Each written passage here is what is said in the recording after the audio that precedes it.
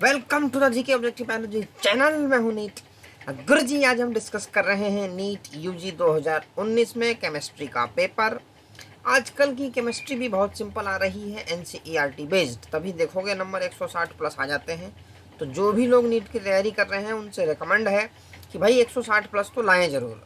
और आज के ज़माने में बहुत आसान है, कब टफ हो जाए कोई भरोसा नहीं है। बेस्ट मौका है, क्वालिफाई करें आसानी से। तो चैनल को सब्सक्राइब करें, जीके ऑब्जेक्टिव बायोलॉजी। इस पे तुम्हें मिलेगी बायोलॉजी, केमिस्ट्री और फिजिक्स सब कुछ। तो आइए शुरू करते हैं। 76 आइडेंटिफाई द इनकरेक्ट स्टेटमेंट। अब कहानी है कि एक इनकरेक्ट है तो 3 करेक्ट हैं रिलेटेड टू PCL5।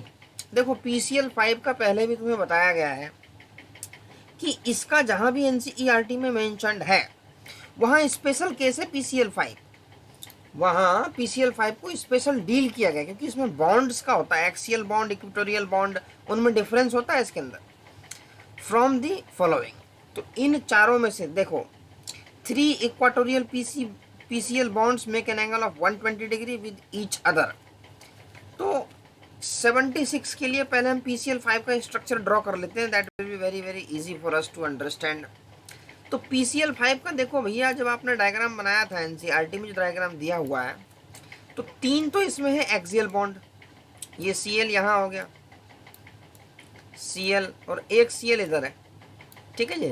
तीन तीन इसमें है इक्वाटोरियल और 2 है एक्सियल। ये एक Cl यहाँ आ जाएगा और थोड़ा स्ट्रक्चर बिल्कुल प्लेनर, ये इस टाइप का स्ट्रक्चर है ये। तो देखो ये 2 तो हो गए एक्सियल और ये 3 हो गए तुम्हारे इक्वेटोरियल बॉन्ड।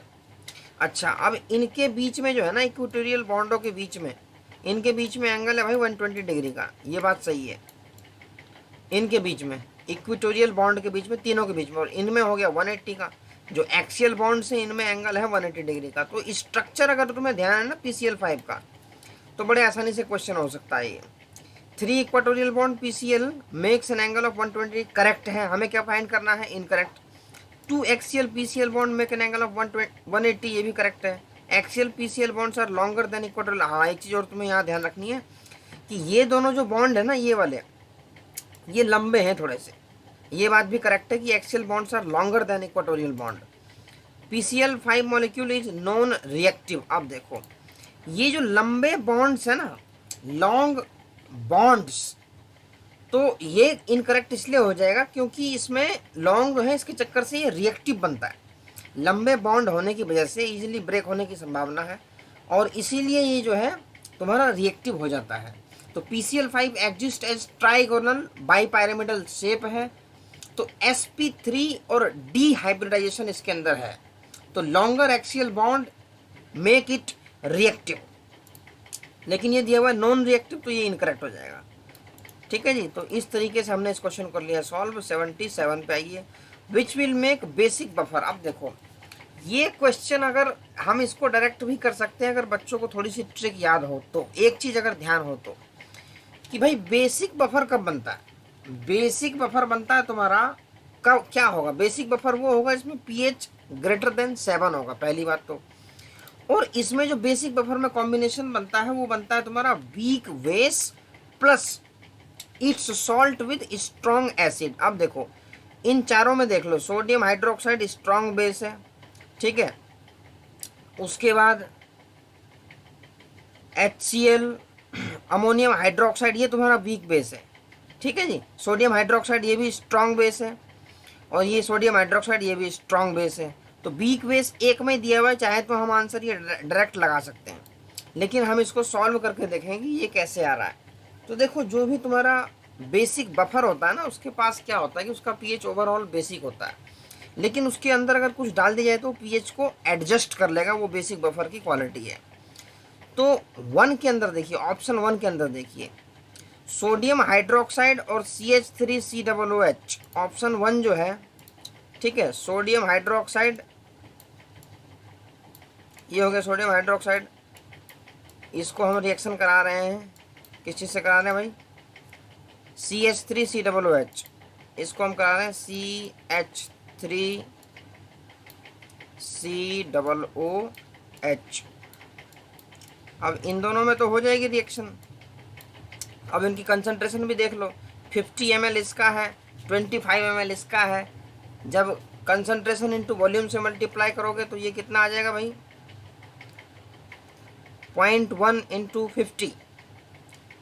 तो 0.1 इंटू 50 करोगे, इधर 25 इंटू 0.1, तो यहाँ देखो इसकी कंसंट्रेशन बिल्कुल आधी रह जाएगी, इसकी कंसंट्रेशन डबल है, तो ये तुम्हारा बन जाएगा बेसिक सॉल्यूशन।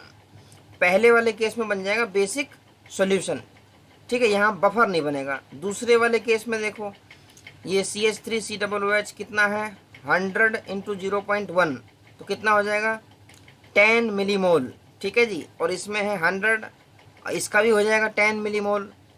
तो दोनों आपस में कर जाएंगे रिएक्ट करेंगे, तो इसमें भी तुम्हारा जो है बेसिक की तरफ ही जा रहा है। अब इसके अंदर देखो 0.1 मोलर HCl, ठीक है, इसमें 20 अमोनियम हाइड्रोक्साइड का, तो इसका हो जाएगा 10 मिलीमोल, इसका हो जाएगा 20 मिलीमोल। इसका रिएक्शन बनाते हैं भाई HCl का। अब देखो HCl, ठीक है, HCl प्लस अमोनियम हाइड्रोक्साइड, ये तुम ध्यान रखो कि अमोनियम हाइड्रोक्साइड ये वीक बेस। आंसर तुम्हारा यहीं से निकल जाएगा, लेकिन ये समझाने के लिए किया जा रहा है। अब यहाँ जो दी हुई है 100 ml इंटू 0.1, तो ये हो जाएगा 10 मिलीमोल, 10 मिलीमोल हो जाएगा ना कंसंट्रेशन। और यहाँ दिया हुआ है 200 इंटू 0.1, तो ये हो जाएगा 20 मिलीमोल, ठीक है जी, 20 मिलीमोल। जब आप बनाओगे तो अमोनियम क्लोराइड बन जाएगा भाई, अमोनियम क्लोराइड, ठीक है, अमोनियम क्लोराइड बन गया, प्लस H2O बनेगा, H2O। अब देखो यहाँ पे 10 है, क्लोराइड की कितनी कंसंट्रेशन है 10 मिलीमोल, तो अल्टीमेटली जो ये बनेगा ये भी 10 मिलीमोल बन जाएगा, 10 मिली मोलर, मोलर M कर दो कैपिटल M। तो यहाँ देखो 10, यहाँ 20, तो आफ्टर द रिएक्शन इसकी अमाउंट बच जाएगी वीक बेस की, जो कि तुम्हारा बफर वाली कैटेगरी को प्रोवाइड करा देगा। तो करेक्ट आंसर हो जाएगा हमारा ऑप्शन नंबर 3।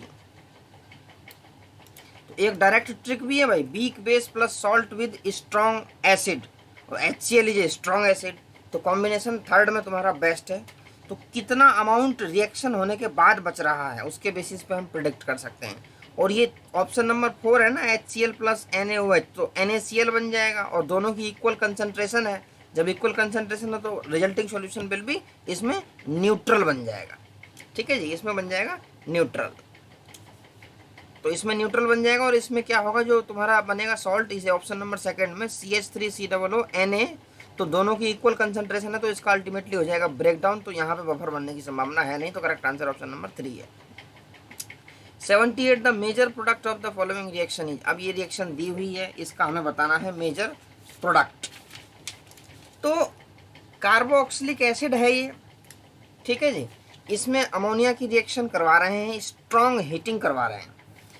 तो एक चीज तुम्हें ध्यान रखनी, carboxylic acids react with ammonia to give ammonium salt. सबसे पहले ये बनाएगा अमोनियम सॉल्ट, मतलब कि यहाँ पे COOH हट जाएगा, ठीक है जी, NH4 पॉजिटिव लग जाएगा दोनों में, पहले तो ये लगेगा। अच्छा, उसके बाद which on further heating at high temperature gives amide, उसके बाद वो अमाइड बनाएगा। तो आइए करते हैं, करने से ज़्यादा समझ में आएगा भाई। ये रिएक्शन है, ठीक है, क्या है कि एक बार समझने के बाद ये लंबे समय तक ध्यान रहेगा। तो ये तुम्हें दिया हुआ है, यहाँ पे एक लगा दिया इन्होंने COOH, एक यहाँ लगा दिया है COOH। जब ये अमोनिया से रिएक्ट कर रहा है ना, ये अमोनिया से रिएक्ट करेगा NH3 से, इसमें क्या होगा, ये H कट जाएगा, ये H यहाँ पे लग जाएगा NH4 पॉजिटिव, NH4 पॉजिटिव यहाँ लगेगा, और यहाँ भी NH4 पॉजिटिव लगेगा, ठीक है। रिएक्ट होने के बाद ये वाला कंपाउंड तुम्हारा बन जाएगा, यहाँ माइनस का आ जाएगा, यहाँ माइनस का आ जाएगा। तो carboxylic acid react with ammonia to give ammonium salt बन गया ये। अब अमोनियम सॉल्ट इसको हम कर देंगे फर्दर हीटिंग, फर्दर हीटिंग करोगे तुम, तो हीटिंग करने के बाद क्या होगा कि इससे बन जाएगा तुम्हारा अमाइड। तो कैसा स्ट्रक्चर बनेगा, ये बन जाएगा अमाइड, ये वहाँ अमोनियम लग गए थे दो, ठीक है जी। तो अमोनियम लगने के बाद ये बन जाएगा CONH2, CONH2, ये बन गया CONH2, CONH2। ठीक है जी। इसको फर्दर हम कर रहे हैं, ये क्या है, थैलामाइड। अरे एनसीईआरटी में जब हम पढ़ते हैं थैलामाइड और थैलीमाइड, याद आ रहा है वर्ड, एक बार बच्चे उसका मजा भी लेते हैं पढ़ते पढ़ते, थैलामाइड थैलीमाइड, थैला थैली करके जो मजे लेते हैं, वहीं से क्वेश्चन आया हुआ है उसी पॉइंट से। जब इसको कर देंगे हीटिंग तो ये थैलामाइड है और ये बन जाएगा थैलीमाइड। तो थैला से थैली में कन्वर्ट हो रहा है, तो थैला जब थैली में जाएगा तो क्या होगा भाई, ये इस टाइप का स्ट्रक्चर बन जाएगा, वहीं से क्वेश्चन आया हुआ है ये। बच्चों को जब क्लास में पढ़ाया जाता है तो बच्चे मजे बहुत लेते हैं इस टॉपिक के कि थैला से बन रहा थैली, तो COO। ठीक है जी, ये बन गया। और यहाँ भी तुम्हारा इसी टाइप का COO बन जाएगा। ठीक है, और यहाँ बन जाएगा तुम्हारा NH2 आके लग जाएगा, NH आके यहाँ पे लग जाएगा। तो ये था स्ट्रक्चर जो हमें चाहिए।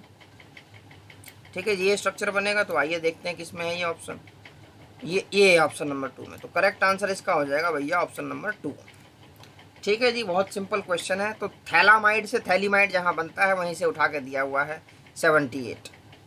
आ जाओ भाई 79 में। लो भैया बहुत बढ़िया क्वेश्चन है भाई 79 का।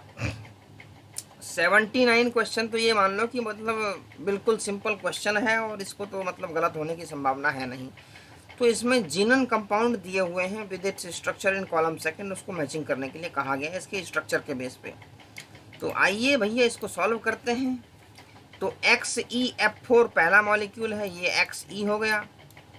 इसमें 4 मॉलिक्यूल लगा दो F के, एक F यहाँ लगा दिया, एक F तुम्हारा जो है यहाँ लगा दिया है। ठीक है जी, एक F यहाँ लगा दिया है और एक F यहाँ लगा दिया है। तो पहला तो बन गया भाई, क्या स्ट्रक्चर है बताओ, it is a square planar structure, square planar. दूसरा मॉलिक्यूल उन्होंने दिया हुआ है XeF6, क्या हो जाएगा, डिस्टॉर्टेड ऑक्टाहेड्रल। याद करो भैया एनसीईआरटी के डायग्राम, एक F यहाँ लगता है ऊपर की तरफ, ये डिस्टॉर्टेड ऑक्टाहेड्रल ज्योमेट्री बनेगी इसमें। ठीक है जी, 4 यहाँ आ जाएंगे F के मॉलिक्यूल, 4 यहाँ आ जाएंगे और 2 यहाँ आ जाएंगे, इन पे भी F लगा दो। तो ये शेप बन गई तुम्हारी डिस्टॉर्टेड ऑक्टाहेड्रल। तो केमिस्ट्री में कई बार तो क्वेश्चन अगर आपको कंपाउंड का स्ट्रक्चर पता है तो उससे हो जाता है। XeOF4, तो ये इसका जो स्ट्रक्चर बनेगा XeOF4, नीचे डबल बॉन्ड आ जाएंगे ऑक्सीजन के और यहाँ चारों तरफ फ्लोर लग जाएगा फ्लोराइड के। ठीक है जी, तो ये बन जाएगा, ये बन जाएगा square pyramidal, square pyramidal, square pyramidal shape है। अगला है XeO3, तो XeO3 अमोनिया का स्ट्रक्चर याद है क्या, तो पिरामिडल शेप बनेगा ना, ये यहाँ पे तुम्हारा पिरामिडल शेप बन जाएगा। ये ऑक्सीजन आ गया, यहाँ ये आ गई ऑक्सीजन और यहाँ ये आ गई। तो इस तरीके से हम जो यहाँ ऑर्बिटल इसका जो है वो बना दो भाई 2 इलेक्ट्रॉन के साथ। तो हमने बना लिया है और इसके अंदर आइए हम देखते हैं। तो XeF4 में क्या था, स्क्वायर प्लेनर था। 1 आ 2 कहाँ कहाँ है, 1 आ 2, 2 और 3 में पहला और चौथा एलिमिनेट हो गया। XeF6 distorted octahedral. उसके बाद ऑप्शन नंबर 2 का 3 अभी भी आंसर नहीं निकला है। सी पे आइए, XeOF4 स्क्वायर पिरामिडल कहाँ है, स्क्वायर पिरामिडल सी का 4, तो सी का 4। अब आंसर धर लो ऑप्शन नंबर 2 को, डी का 1 हो ही जाएगा क्योंकि पिरामिडल शेप एक ही है XeO3। तो करेक्ट आंसर आपने देख लिया। 80 पे आ जाइए, the magnet and permanganate ions are tetrahedral. जब भी डी ब्लॉक का क्वेश्चन आ जाए, ड्यू टू द और जो भी आंसर निकलता है वो इर्द गिर्द डी ऑर्बिटल के ही होता है। तो ये चीज रामबाण है, डी ब्लॉक एलिमेंट से कोई भी क्वेश्चन आ जाए तो भैया वहां तो ये समझ जाओ कि जो भी है डी वाले ऑर्बिटल के जितने भी क्वेश्चंस हैं वो सारे due to the presence of D orbital, वहाँ आंसर तुम्हारा डी ऑर्बिटल का ही आता है। तो इसमें करेक्ट आंसर हो जाएगा manganate and permanganate ions are tetrahedral due to the pi bonding involve overlap of P orbitals of oxygen with D orbitals of manganese. अब ऑक्सीजन के अंदर तो डी ऑर्बिटल होता नहीं है, ऑक्सीजन के अंदर होता है पी और मैग्नीज का हो जाएगा डी, और डी और पी, डी पाई पी पाई जब ओवरलैपिंग होगी तो ये हो जाएगा टेट्राहेड्रल। ठीक है जी, तो oxygen does not have any d orbital pi bonding takes place by overlap of p orbital of oxygen and d orbital of manganese। तो 80 का ऑप्शन नंबर 1 करेक्ट हो जाएगा। सिंपल क्वेश्चन है। तो ऐसे क्वेश्चंस कभी भी आ जाए तो समझ जाओ भाई साहब इसका मतलब क्या है।